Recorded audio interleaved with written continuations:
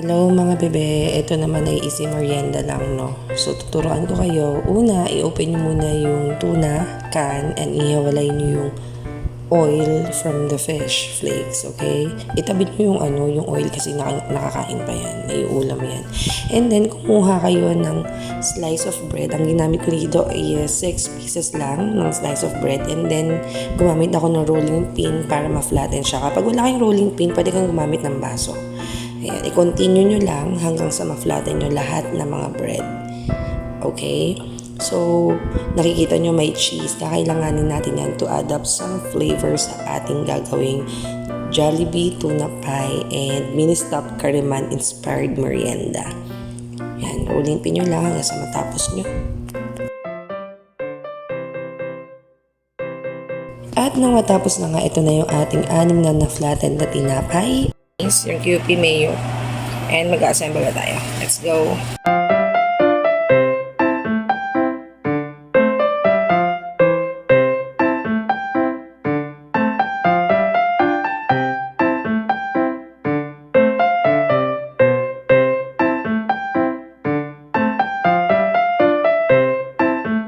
Huwag niyong pupunuin guys yung sakto lang kasi kapag rinito niyo siya mamaya, pag sobra siyang puno, puputok siya, masisira.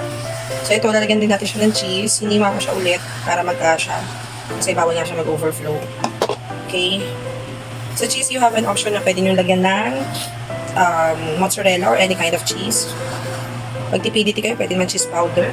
Right after nyo maisara, you're going to seal it with Tindor. Yan yung pang-seal nyo. Okay? So, we are actually doing some sort of tuna pie ng Jollibee. Which is, one of my, ayan, makakutuloy siya, diba? Kahit ang konti na nilagay natin. Tuna pie ng Jollibee and then kariman ng mini-stop. Ganun lang gagawin natin. We're going to do the same sa Tukan Tinapay.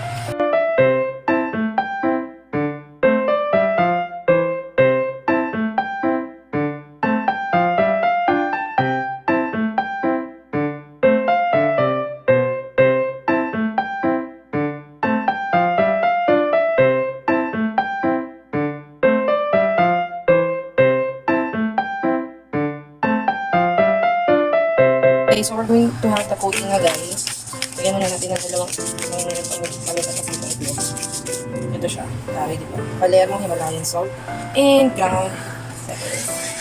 Palermo ba? Kaya.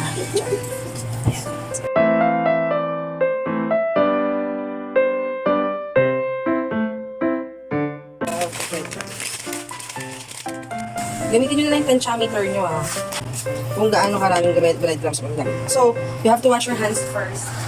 O guys, papansin nyo, bumubuka. So, i-reseal nyo lang siya ulit ng Tindor. Okay? Nakapal kasi yung gilid niya. Kaya siya bumubuka. So, ganito muna siya. Right hand, left hand technique. Okay? Right hand sa wet ingredients. Coat nyo ng egg. Ipasa sa left hand for dry. Para hindi kayo makalat. Okay? Okay. Tapos itabi natin. And then we're gonna do the same sa other tinapay.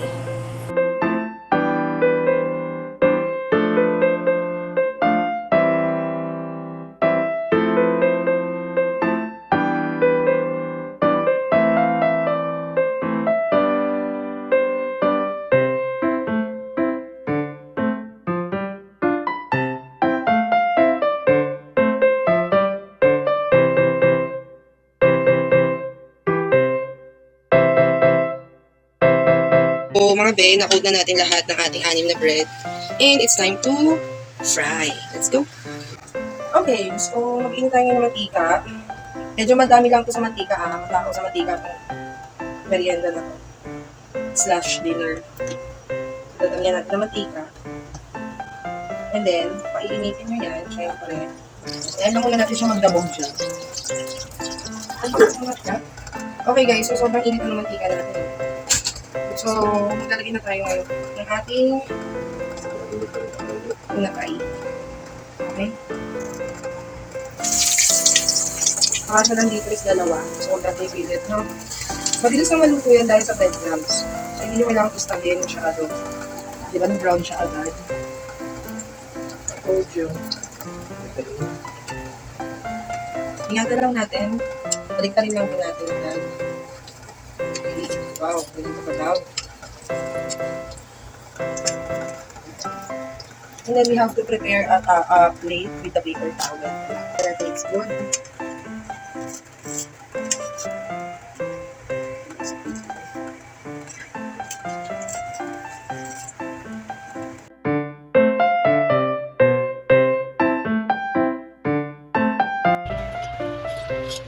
Kajali. Okay. So, parang chicken pinito. Charis. So, we're gonna do the same. Then, balik tayo kapag natin. Kita. And ito na yung last natin, guys. Baking na tayo. Ito na siya. Ready na siya. Pwede siya kainin. Buksan natin ang isa. Okay, mainit pa yun, ha? Huwag yung magpakadakila. Buksan natin dahil hindi ko kaya ng walang foam dahil napakainit. Pero kung hindi naman kayo nagmamadali, pwede naman siyang palamigin. Yun naman talaga dapat. Yun. Okay, ito kaya ko napapakakan.